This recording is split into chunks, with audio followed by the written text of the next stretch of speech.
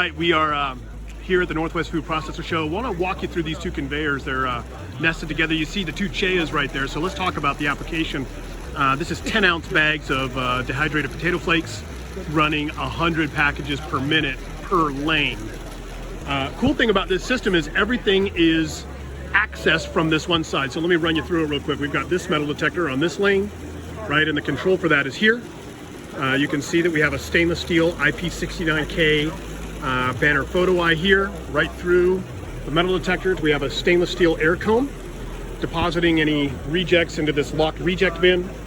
And then the same thing here. We have this secondary metal detector with the control for that here. The reject bin, you can see it here. It slides down to right underneath here to again, a locked reject bin. Stainless steel motor, stainless steel gearbox, no chain guards, no sprockets.